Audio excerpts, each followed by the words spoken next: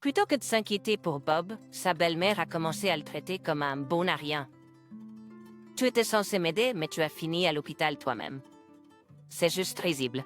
Dans cet état, le traitement sera cher et tu ne pourras pas m'envoyer d'argent. J'étais stupéfaite par ces paroles incroyables de sa belle-mère et je me suis retrouvée à la fixer du regard. Bob conduisait pour prendre soin de toi. Elle m'a regardé avec un air suffisant et un regard froid. Mais Bob conduisait en état d'ivresse, n'est-ce pas? Il s'est attiré ça tout seul, oncle Bob a dit, suggérant de vérifier à l'intérieur du placard. J'étais confuse par cette remarque. Sten, ne t'en fais pas. Oncle Bob m'a dit de regarder à l'intérieur du placard. Je m'appelle Michelle, j'ai 30 ans et je suis femme au foyer. J'ai rencontré Bob grâce à une introduction d'un ami et nous sommes mariés depuis 5 ans. Je ne peux pas avoir d'enfants, mais Bob m'aime tendrement et nos journées sont épanouissantes. Bob est très gentil, il écoute mes histoires pendant des heures. Quand nous avons commencé à sortir ensemble, j'avais des difficultés au travail et je me plaignais souvent, mais Bob était toujours là pour m'écouter. Et non seulement il écoutait, mais il me donnait aussi des conseils et même m'accompagnait pour des courses pour soulager le stress. Il a été la première personne à me prêter autant d'attention, alors je lui ai fait ma demande en mariage. Je pensais qu'il était l'homme de ma vie et mes amis étaient du même avis. Bob a été surpris par ma demande en mariage, mais l'a accepté avec joie. J'ai appris à notre mariage que Bob prévoyait de me faire sa demande en mariage. Il en avait discuté plusieurs fois avec son ami. Michel m'a devancé, a-t-il dit selon son ami, et depuis, nous vivons heureux ensemble. Te vous le disons, enfin, nous avons un chat à la mad. C'était un chat sauvé au départ, très méfiant, et il a fallu du temps pour qu'il s'habitue à nous. Grâce à nos efforts sincères, il est devenu affectueux et est maintenant un membre important de notre famille. Nous l'avons appelé Marble à cause de son motif tacheté. Notre mariage est comme un bonheur parfait en image. Mais il y a un problème. Nous ne nous entendons pas bien avec la famille de Bob. Sa mère était enfermée et de main souvent tuée. Cela arrive si souvent que j'avais envie de me plaindre, mais Bob continue d'envoyer de l'argent en disant « Maman doit avoir des difficultés ». Bob n'est pas un fils à sa maman, il s'inquiète juste pour sa mère. En fait, Bob et sa mère ne sont pas liés par le sang. Sa mère et son père se comarièrent avaient 10 ans.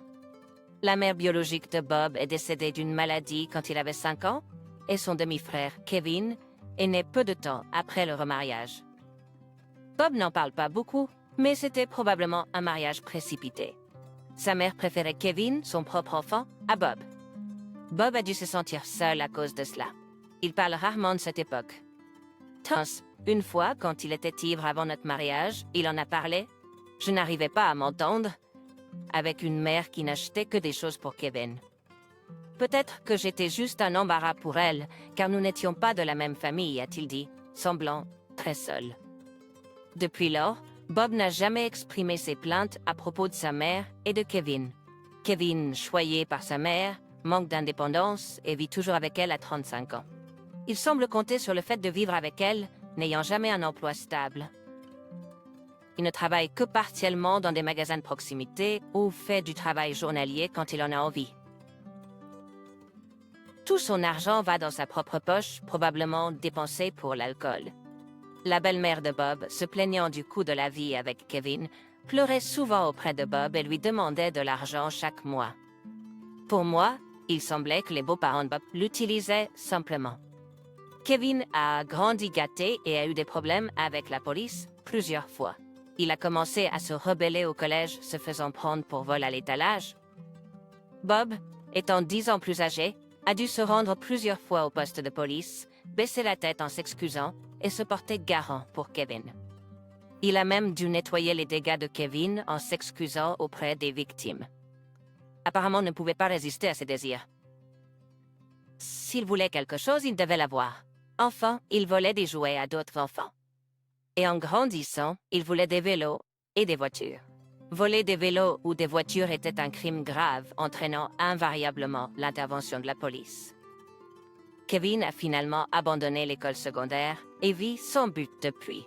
En plus d'être avide, Kevin avait l'habitude de mépriser les autres. Il se sentait probablement supérieur en rabaissant les gens. J'étais une cible facile pour lui. Chaque fois que je visitais la maison familiale de Bob, Kevin, allongé sur le canapé du salon et jouant avec son smartphone, commençait à m'insulter. « Tu as toujours l'air si ordinaire, disait-il. Eh bien, je suppose que tu es juste bien pour un gars comme mon frère. » Il marmonnait pour lui-même sans même regarder. Je baissais simplement la tête en silence, ne voulant pas causer de problème. Je voulais m'entendre avec la famille de Bob, mais au lieu de me défendre, la belle-mère de Bob prenait le parti de Kevin. Bob, en tant qu'aîné, ne s'occupait même pas de ses parents et a quitté la maison, mais Kevin est resté. « Il est si gentil », disait la belle-mère de Bob, mais Kevin ne restait pas pour sa mère. Il manquait simplement de moyens financiers pour vivre de manière indépendante. Il voulait simplement profiter du confort de la maison de ses parents comme un parasite. Je voulais répliquer, mais il était clair que se disputer serait futile, alors je gardais le silence et forçais un sourire vague. Se disputer avec sa belle-mère, qui prenait le parti de Kevin, aurait été inutile. Le seul qui était gentil avec Bob et sa famille était son père. Mais il est décédé soudainement l'année dernière, ajoutant à la tension entre nos familles. La famille de Bob possédait pas mal de terres, transmises par leurs ancêtres. Comme leurs ancêtres étaient des agriculteurs pour éviter les disputes d'héritage, le père de Bob avait fait un testament et l'avait laissé chez un avocat. Selon le testament, Bob hériterait de la maison et des terres, tandis que les économies seraient divisées entre sa belle-mère et Kevin. Les terres étaient devenues en friche, ne générant aucun revenu et ne payant que des taxes, ce qui rendait sa belle-mère et Kevin réticents à les hériter. Il n'y avait pas d'objection au testament de sa belle-mère, de Kevin ou de Bob, donc l'héritage a été divisé en conséquence. Plus tard, l'avocat m'a confié que Bob saurait sûrement bien utiliser les terres. Fais attention, car sa belle-mère et Kevin dépenseront probablement leur argent rapidement. Il m'a transmis le message de son père. Son père avait reconnu Bob. Il se sentait probablement coupable de la façon dont sa femme traitait Bob et lui a laissé les terres comme forme de rédemption. Il est capable qu'un Bob soit. Après la mort de son père, je pensais que nous nous éloignerions de la famille de Bob, mais sa belle-mère a dit qu'elle voulait rester en contact plus que jamais. J'étais méfiant, soupçonnant un motif caché, mais Bob était heureux de la demande de sa belle-mère, disant « Maman doit se sentir seule sans papa. » Malgré tout, elle m'a bien élevé. Maintenant, c'est le moment de lui rendre l'appareil. J'étais pas d'accord. Ils avaient tellement utilisé Bob. Et il semblait qu'ils prévoyaient de faire la même chose à nouveau. Mais en voyant à quel point Bob était heureux, je n'ai rien pu dire. À la place, j'ai dit mes frustrations à notre chat Marble. Marble se blottissait sur mes genoux et m'écoutait pendant que je me défoulais. Après cela, la belle-mère de Bob a commencé à nous exploiter encore plus. C'était plus comme être utilisé comme un cheval de travail. Quoi qu'il en soit, la mère de Bob continue de nous appeler à moi ou à Bob. Il faut environ 1 heure en voiture pour se rendre à sa maison familiale, qui est juste de l'autre côté d'une montagne. Sa mère nous appelle pour des raisons futiles, comme l'ampoule pourrait s'éteindre. J'ai besoin d'un trajet pour faire les courses, ou il y a un insecte dans la maison. Ça ressemble à du harcèlement. Puis ça s'aggrave en « je suis à court d'argent ce mois-ci, donc envoie plus ». J'étais furieux de son comportement égoïste, mais Bob a joyeusement obéi. Je l'ai remis en question, surtout quand il s'agissait d'argent, mais je ne pouvais pas aller contre le désir de Bob d'aider sa mère. Son argument était que Bob, en tant qu'aîné et ayant hérité de la maison et des terres, devrait naturellement prendre soin de ses parents. Mais n'ont-elles pas, elle et Kevin, hérité de l'argent? C'est étrange qu'il demande à Bob, qui paie déjà les taxes, de trouver plus d'argent. Comme l'a dit l'avocat, peut-être ont-ils déjà dépensé l'argent hérité. Ce qui m'inquiétait, c'était que Bob revenait souvent de chez lui, avec un air contrarié et abattu. En voyant le comportement inhabile de Bob, j'ai décidé de lui demander « Tu as l'air fatigué. Ta mère t'a dit quelque chose ?» Bob a secoué la tête et a marmonné « Eh bien, c'est probablement de ma faute. » Sur ces mots, il a quitté la pièce pour aller prendre un bain. Avec le recul, je me demande si les choses auraient été différentes si je l'avais poussé davantage à ce moment-là. Je ne pouvais pas m'empêcher de regretter de m'être laissé entraîner dans un événement inarrêtable. Environ un mois plus tard, pendant un week-end de 3 jours, Bob et moi avons prévu un voyage dans un spa thermal. Étrangement, la nuit précédente, Kevin est venu chez nous. Il voulait boire un verre avec son frère après longtemps et a apporté un whisky cher. Bob était ravi d'accueillir Kevin. Ce jour-là, Kevin était exceptionnellement joyeux, non seulement en s'abstenant de m'insulter, mais même en me complimentant. La maison était bien organisée, la nourriture était délicieuse. Je ne pouvais m'empêcher de me sentir mal à l'aise lorsque Kevin me faisait des compliments d'une manière effrayante en disant que j'aimerais avoir une femme comme toi.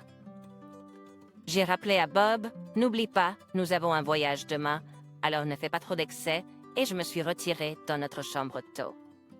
Bob semblait passer un bon moment et a continué à boire tard dans la nuit. J'entendais leur voix animée même depuis notre chambre.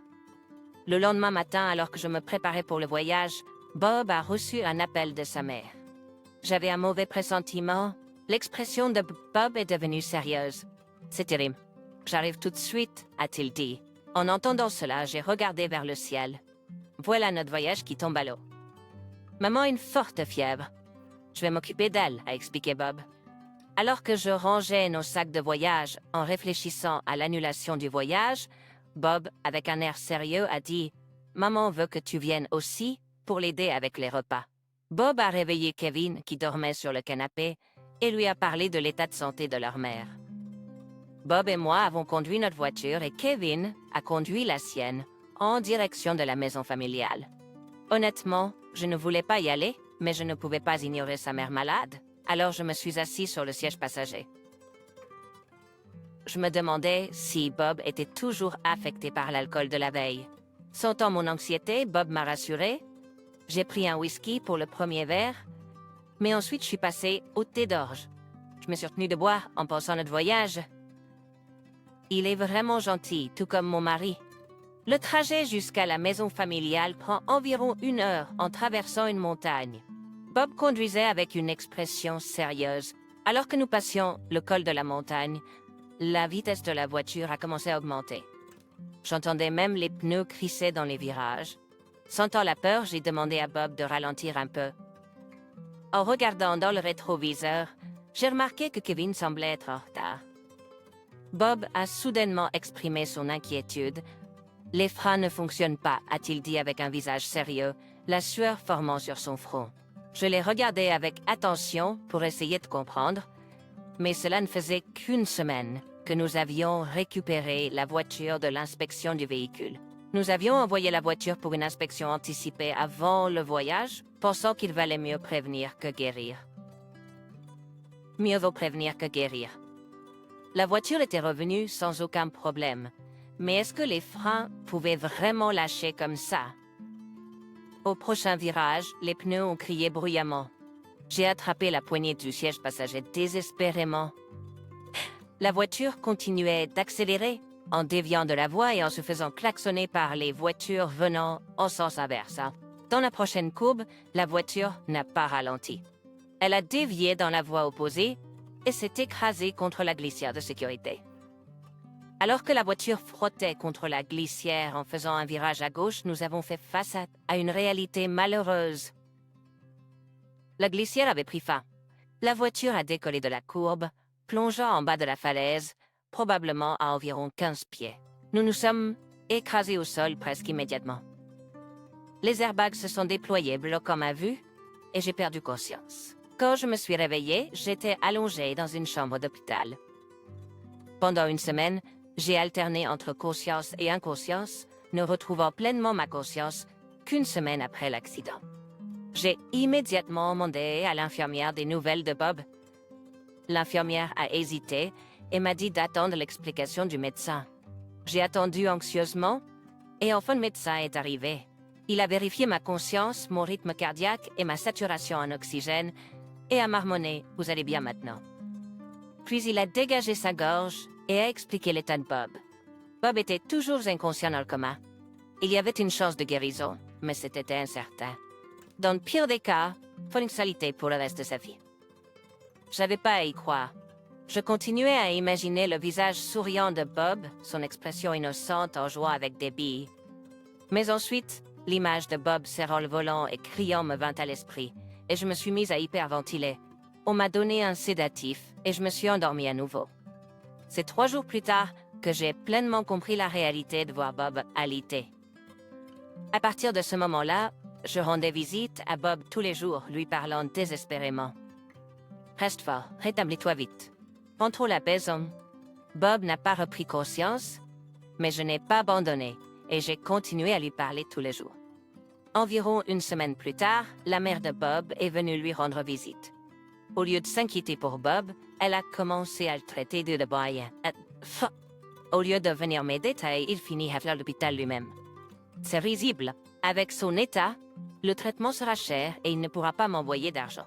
Je n'arrivais pas à croire ses paroles et je me suis retrouvée à la fixer du regard. Bob conduisait pour s'occuper de sa mère. J'ai expliqué, sa mère m'a regardé avec un air suffisant et un regard froid. Mais Bob conduisait en état d'ivresse, n'est-ce pas? Il a eu ce qu'il méritait.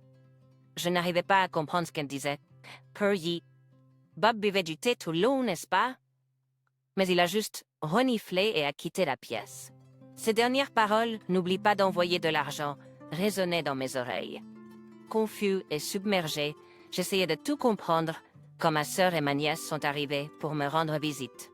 Presque comme si ma belle-mère était remplacée, ma sœur avait déménagé sur une île lointaine lorsqu'elle s'est mariée, donc nous nous voyions rarement.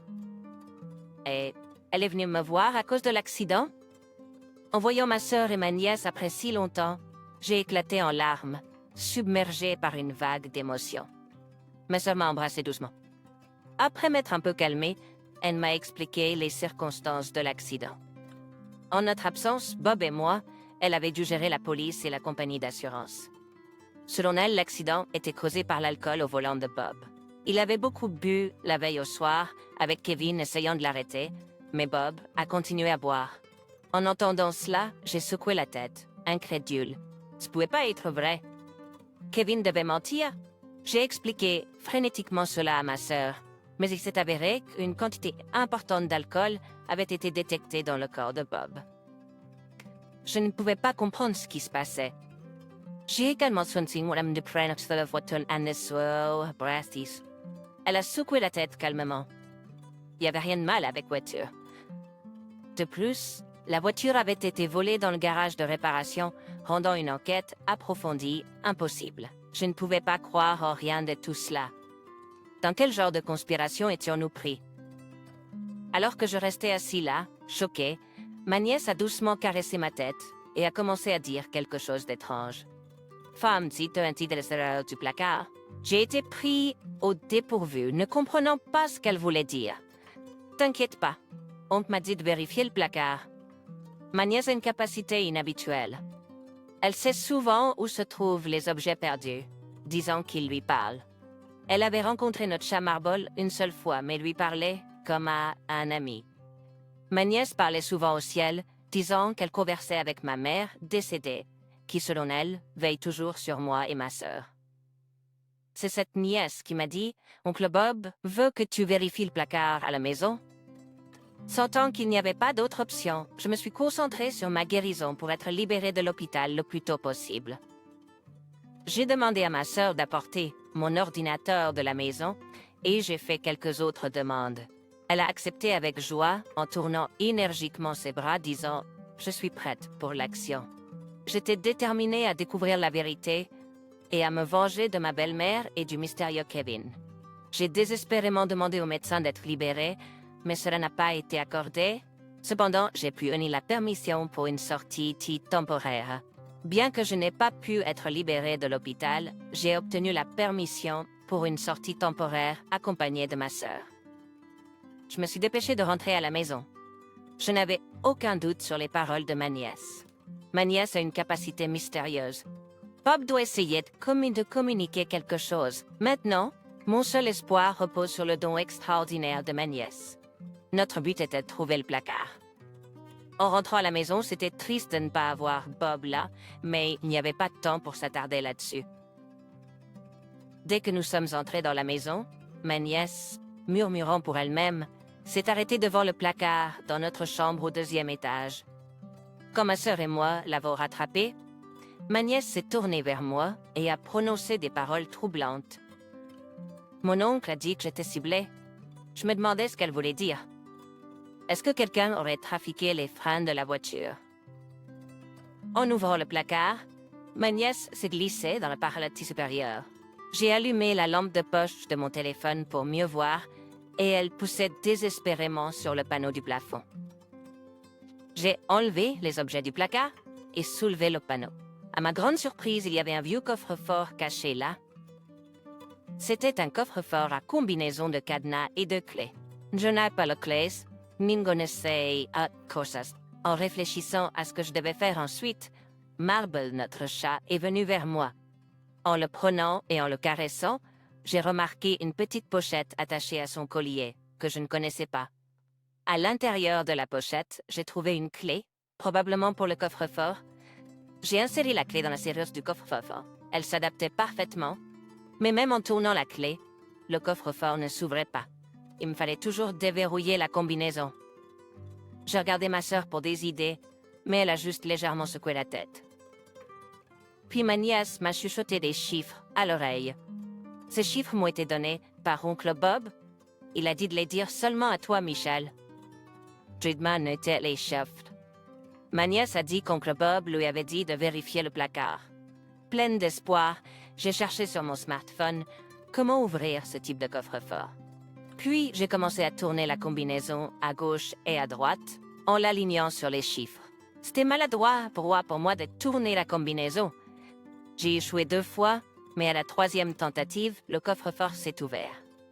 Succès! Ma sœur et moi étions tellement heureuses que nous nous sommes donné une tapote. À l'intérieur du coffre-fort se trouvait l'acte de propriété du terrain hérité du père de Bob, un cahier écrit par Bob et un enregistreur hissé. J'ai rapidement ouvert le cahier de Bob et j'ai commencé à lire. La contenu Nix. Bob avait effectivement été ciblé. Je ne pouvais pas pardonner à celui qui lui avait fait ça. Ma sœur et moi avons décidé de planifier nos prochaines étapes. Nous avons rangé la maison et laissé le coffre-fort déverrouillé et facilement visible dans le placard, puis fermé la porte. J'ai décidé de tout emporter avec moi à l'intérieur du coffre-fort. À sa place, j'ai laissé une tablette avant de retourner à l'hôpital. Je suis passé par l'espace de police pour une toxicité véritable de nature de l'accident. La police a dit qu'ils ne pouvaient pas agir en raison du manque de preuves, mais ils ont enregistré la conversation. Ils m'ont également informé des preuves nécessaires pour qu'ils puissent commencer une enquête. Pour l'instant, c'était suffisant. Je suis retournée à l'hôpital. Le lendemain, la mère de Bob est venue le voir, faisant semblant de ne rien savoir. J'ai parlé fort à Bob, lui demandant comment ouvrir le coffre-fort à la maison, en m'assurant que sa mère pouvait entendre. Elle a entendu et est partie précipitamment sans dire un mot. J'ai eu du mal à contenir mon rire. Le lendemain, j'ai vérifié les images de notre caméra pour animaux de compagnie à la maison, curieux de ce que Marble faisait quand nous n'étions pas là. J'avais installé la caméra pour animaux que nous l'avons adopté. Les images enregistrées pouvaient être visionnées sur mon smartphone, donc je pouvais les regarder même en étant à l'hôpital. Comme prévu, la mère de Bob et Kevin avait pénétré dans notre maison et l'avait saccagée. Au début, ils ont ouvert les tiroirs avec précaution, mais sont rapidement devenus plus agressifs dans leur recherche. Puis, ils ont trouvé le coffre-fort dans le placard. Bien qu'il n'y ait pas de son, leur excitation était évidente. Cependant, leur joie s'est transformée en déception lorsqu'ils ont trouvé seulement la tablette à l'intérieur du coffre-fort. Kevin a essayé de faire fonctionner la tablette. La mère de Bob et Kevin se sont penchés pour regarder la tablette, mais Kevin l'a laissé tomber de surprise. Après, il se rapidement levé et j'étais soulagée d'avoir laissé Marble dans un hôtel pour animaux. S'il avait été à la maison, il aurait peut-être été maltraité. J'ai relevé mon lit d'hôpital et je me suis préparée. Il était tard. Comme par magie, la mère de Bob et Kevin sont arrivés, à bout de souffle. Qu'est-ce que c'est que ça? La mère de Bob a crié en brandissant la tablette et en me réprimandant. les autres patients dans la chambre d'hôpital ont hésité. J'ai calmement suggéré « Allons au jardin sur le toit. Ce n'est pas bon de causer des troubles ici. » Et j'ai pressé la mère de Bob et Kevin de me suivre. Le jardin sur le toit est spacieux et généralement apprécié par les patients en fauteuil roulant pour se promener. Une fois là-bas, elle a confirmé que nous étions seuls. La mère de Bob a commencé à crier fort. « Qu'est-ce que c'est que cette vidéo? » Elle m'a pratiquement jeté la tablette. Cause de Weatheratu abattu. Sur la tablette se trouvaient les images de l'intérieur de la voiture lors de l'accident. Il a montré Kevin verser du whisky dans la bouche de Bob. Après l'accident, ces images pourraient prouver que Bob n'était pas en état d'ivresse au volant. Cette voiture a été signalée comme volée, n'est-ce pas? Comment se fait-il qu'il y ait une telle vidéo? La mère de Bob s'est exclamée, son visage devenant rouge de colère, les bras croisés comme si elle était un volcan sur le point d'exploser. C'était un vrai défi de trouver ça, et je dis, souriant à tous les deux. Cette voiture a été achetée avec l'argent que Bob et moi avons travaillé dur pour économiser. Nous voulions en prendre bien soin, donc nous avons installé une caméra pour animaux de compagnie pour plus de sécurité. Nous avons également installé un traceur GPS. Les visages de la mère de Bob et de Kevin se sont figés de surprise. Peut-être qu'ils ont réalisé quelque chose. Kevin a sorti son téléphone et s'est dirigé vers un coin pour appeler. J'ai demandé à ma sœur de suivre la voiture. Je ne vous l'ai pas dit, mais ma sœur est une ancienne policière. Le visage de la mère de Bob est devenu pâle en voyant l'emplacement de la voiture sur une carte. C'est la cour où Kevin travaillait, n'est-ce pas? Démontez les voitures. Je crois qu'un de vos anciens collègues y travaille. La mère de Bob serrait les dents, ses mains serrées en poing, ses bras tremblants. Quand nous avons retrouvé la voiture, elle était sur le point d'être démontée. Ma sœur, accompagnée d'un enquêteur d'assurance, a arrêté le démontage. Kevin est revenu en panique. « Maman, c'est grave? La voiture, je viens d'en entendre parler. » Kevin s'est effondré à genoux. C'est une photo prise par l'enquêteur d'assurance. Le liquide de frein dans la voiture était gravement épuisé. Même de l'air s'y était infiltré. Naturellement, si de l'air pénètre dans le système de freinage hydraulique d'une voiture, il ne fonctionnera pas correctement. De plus, la photo montrait des empreintes digitales huileuses partout. À qui appartiennent ces empreintes digitales, je me demande.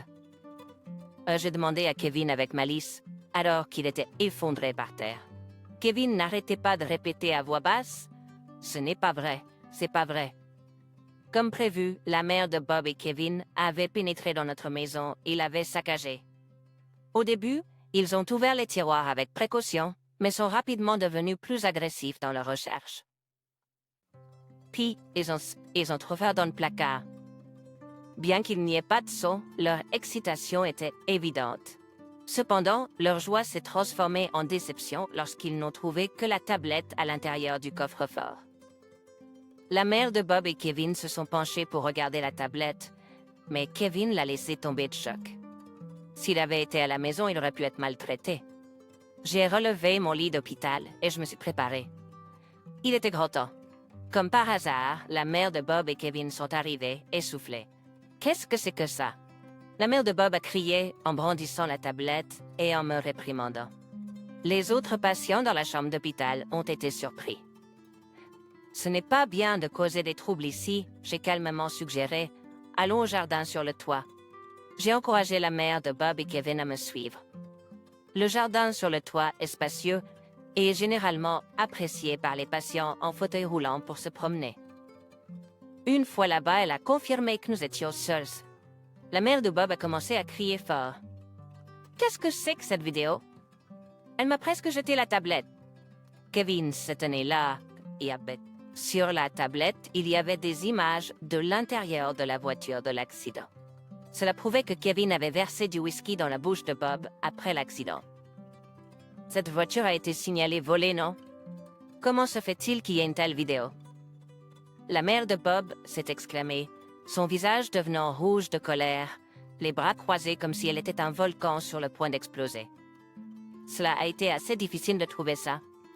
J'ai dit en souriant à tous les deux, cette voiture a été achetée avec Bob. J'aimerais un peu de thé. Des feuilles de thé sont dans la cuisine. Là, je vais faire du thé. On pouvait entendre le bruit d'une chaise qui bougeait. Bob se dirigeait vers la cuisine. Écoute, Kevin va chez Bob et trafique sa voiture. La voix malveillante de ma belle-mère a été enregistrée. Elle a marmonné mince entre ses dents. J'ai continué à jouer l'enregistrement. Est-ce qu'on fait vraiment ça? Kevin semblait hésitant. Tout ça devait être le plan de ma belle-mère. On doit faire. Si les deux disparaissent, ce ne sont pas seulement les droits sur la terre. Il y en a une assurance. Pat, peu importe combien de fois je l'ai entendu, ça me rendait malade. Une telle malveillance, est-ce vraiment possible de la part des humains? Ma belle-mère et Kevin se sont effondrés, vaincus. Je suis désolée, pardonnez-moi s'il vous plaît. Nous avions vraiment besoin d'argent. Ma belle-mère a crié fort. J'ai eu un peu de pitié pour elle et je me suis penchée pour lui offrir un mouchoir. C'est à ce moment-là qu'elle a attrapé mon sac contenant l'enregistreur vocal et la tablette avec les preuves et a pris la fuite. Kevin! Surprise, Kevin s'est précipité sur moi. J'ai perdu Tiki et je suis tombée. Bien fait pour toi. Et qu'il est un sac à souiller, c'est cette suite. Si l'autre manque relevé, à quel point peuvent-ils être tordus? Sophia ne changera rien. J'ai sorti mon smartphone et j'ai appuyé sur le bouton d'appel. 6, il se dirige vers chez toi. En me frottant le dos, j'ai commencé à marcher. Je savais où ma belle-mère et Kevin allaient. Quand je suis entrée dans la chambre d'hôpital, ils étaient entourés par la police. Je savais que ça arriverait. Ma belle-mère et Kevin étaient interrogés intensément au poste de police. Ma sœur a dit que leur condamnation était certaine et qu'ils risquaient de lourdes peines. Elle a prédit que ma belle-mère ne sortirait pas vivante de prison. Mais pourquoi avait-il besoin d'argent désespérément? L'enquête de police a révélé qu'ils avaient également emprunté de l'argent à des taux d'intérêt illégaux. De plus, il s'est avéré qu'ils avaient emprunté à plusieurs sources peu recommandables et qu'ils étaient soumis à des tactiques de recouvrement agressives. Même s'ils sortaient de prison, ils seraient la cible de prêteurs sur gage. Bam, même s'ils purgent leur peine, ils ne feraient face qu'à une situation infernale par la suite. C'est la nièce qui a révélé leur plan pour tuer Bob.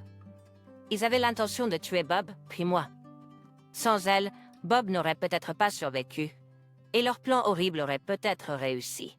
Je lui serais éternellement reconnaissante. La récupération de Bob a été étonnante. Il a commencé à marcher le lendemain, était prêt à sortir de l'hôpital en une semaine. Avant de partir, je l'ai emmené sur le toit et je lui ai raconté tout ce qui s'était passé. Bob a écouté mon histoire, montrant toute une gamme d'émotions, surprise, tristesse et admiration. Je me suis remémorée et j'ai fini par pleurer en lui racontant tout. Bob m'a doucement serré dans ses bras et a caressé ma tête, me réconfortant dans son étreinte. Merci beaucoup, je t'aime. Enveloppé dans les bras de Bob, ressentant un bonheur absolu, je n'ai rien pu dire et j'ai simplement continué à verser des larmes chaudes. Quelque temps après avoir été libéré de l'hôpital, Bob est retourné au travail et a complètement retrouvé sa vie normale. Il n'y avait plus aucun signe de tristesse sur le visage de Bob et nous passions toujours notre temps à sourire. Et aujourd'hui, ma sœur et sa famille viennent nous rendre visite après une longue absence. Pendant que je préparais un festin et que j'attendais, ils sont arrivés. En les accueillant à la porte, ma nièce m'a fait signe de m'approcher. Curieuse, je me suis penchée et elle m'a chuchoté à l'oreille. Entendant ces mots, mon visage est devenu rouge vif. Ma sœur, remarquant mon expression, a souri en entrant dans le salon. Elle a dit l'histoire arrive. Ça, mais est-ce que cela signifie ce que je pense? Pour l'instant, peut-être que je vais garder ça secret pour Bob.